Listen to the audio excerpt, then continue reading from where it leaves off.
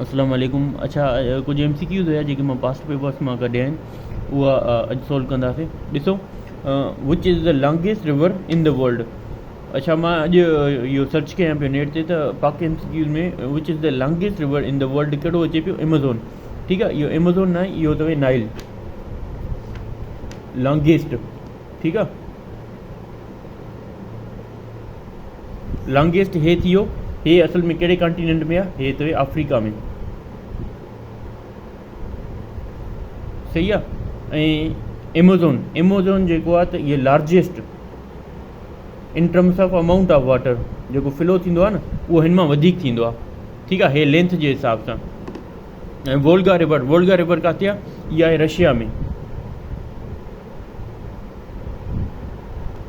ठीकु आहे, longest river कहिड़ी थी वई? नाइल। हे त रशिया में, ऐं यूरोप जी लॉन्गेस्ट रिवर आहे। रशिया जेको आहे एशिया में बि आहे ऐं यूरोप में बि आहे। अच्छा, मिसिसिपी रिवर, असल में हिन कंहिं टेस्ट में हिन जी स्पेलिंग पुछी वई हुई, मूंखे यादि न आहे छा जी टेस्ट हुई। हे जेकी आहे, हे आहे नॉर्थ अमेरिका में, थर्ड लार्जेस्ट रिवर आहे, लॉन्गेस्ट रिवर आहे अमेरिका जी, नॉर्थ अमेरिका जी। सही आहे। ऐं हे यंगेस्ट रिवर जेकी आहे, हे चाइना में आहे। ठीकु आहे, हे लॉन्गेस्ट रिवर अथव एशिया जी,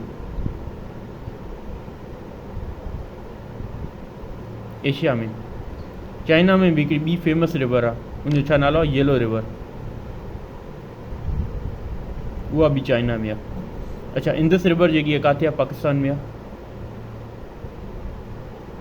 हिन जी ख़ासि तौर ते जेको आहे न, त लेंथ पुछंदा आहिनि। हिन जी लेंथ घणी आहे? किथे 2900 लिखियलु हूंदी अथव, किथे जेको आहे 3180। ठीकु आहे, किलोमीटर, 3180 किलोमीटर।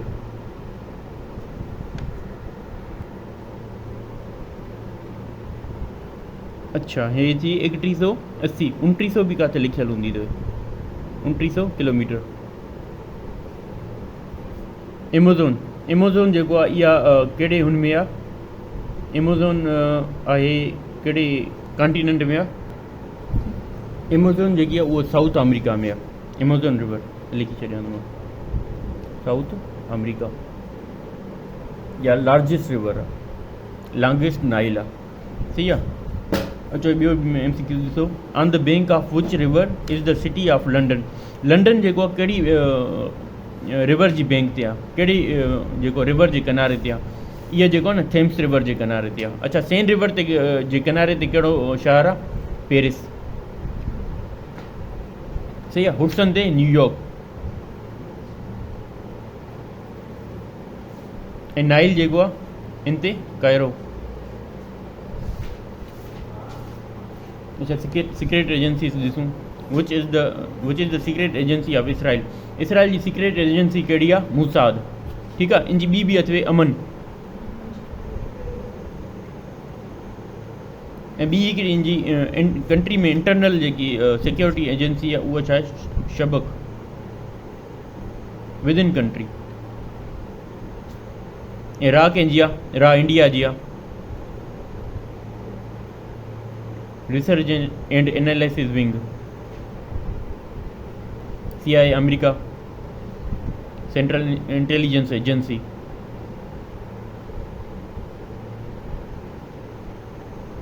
खाद जेको आहे, खाद कंहिंजी आहे? अफ़गानिस्तान जी।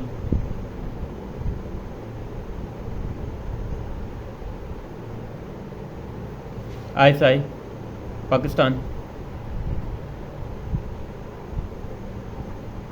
Inter services and intelligence. ठीकु आहे। ऐं MSS ministry of state security, इहा चाइना जी आहे।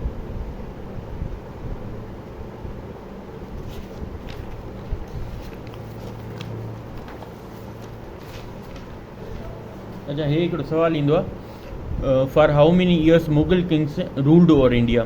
असल में जेको मुगल हुया, उन्हनि इंडिया ते केतिरा साल हुकूमत कई? उन्हनि 331 साल हुकूमत कई। 331 साल, मतिलबु उहा आया कॾहिं हुया? पानीपत जी जेकी फर्स्ट जंग थी हुई, वार थी हुई, उहा थी हुई 1526 में। ठीक आहे। फर्स्ट वार ऑफ पानीपत,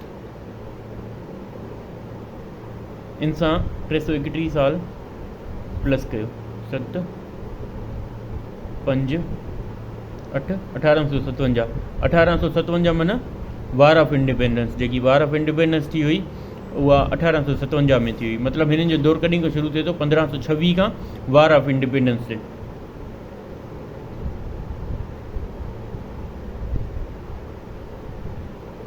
इहे थिया वञी 331 साल, ठीकु आहे। असल में ॿियो सुवाल बि ईंदो त सिंध अंग्रेज़नि कॾहिं कैप्चर्ड कई, ठीकु आहे। सिंध कैप्चर जेकी थी हुई 1843 में, ऐं पंजाब कॾहिं थी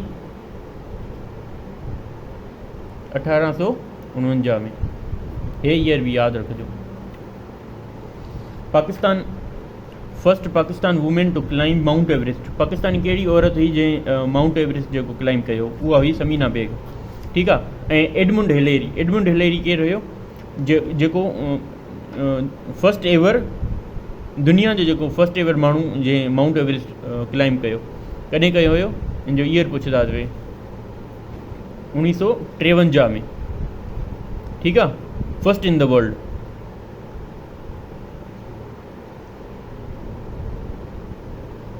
एडमुंड हिलेरी, ठीकु आहे। ऐं जिंकू ताबी, हे कहिड़ी हुई, first female in the world.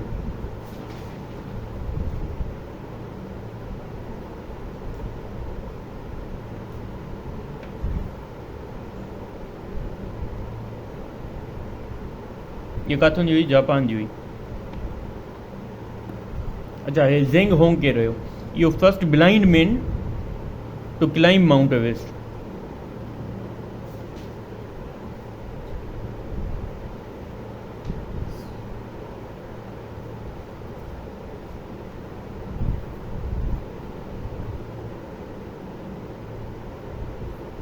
Mount Everest जी जेकी हाइट आहे उहा घणी आहे, 8848 मीटर हाइट पुछंदा अथव। अच्छा, इहा जेको किथे आहे, नेपाल में आहे। कहिड़ी माउंटेन रेंज में आहे, हिमालय में आहे, हिमालयास। ऐं पाकिस्तान में कहिड़ी चोटी आहे, कहिड़ी पीक आहे, K2 highest, second highest peak in the world. K2 जो सेकंड नालो छा आहे, गुडविन ऑस्टिन, ऑस्टिन। इनकी हाइट 8611 मीटर, ठीक है। यह कड़ी रेंज में है, ये कराकरम रेंज में है।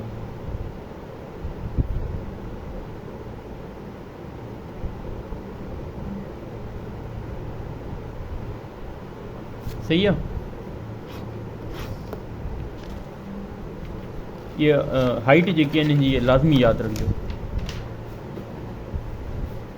अच्छा, हे ॾिसो, which of the following is Russian airline. इन्हनि में रशियन एयरलाइन कहिड़ी आहे, एरोफ्लोट, ठीकु आहे। ऐं एशियन एयरलाइन जेकी आहे कंहिंजी आहे, साउथ कोरिया जी।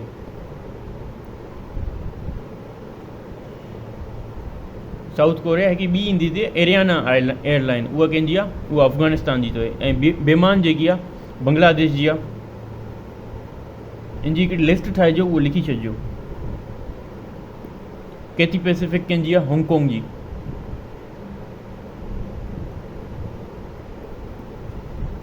ग्रूडा इंडोनेशिया जी। क्वांटस हे तमामु घणो पुछंदा हुआ टेस्ट में, ऑस्ट्रेलिया जी। KLM ये तो नेदरलैंड्स जी,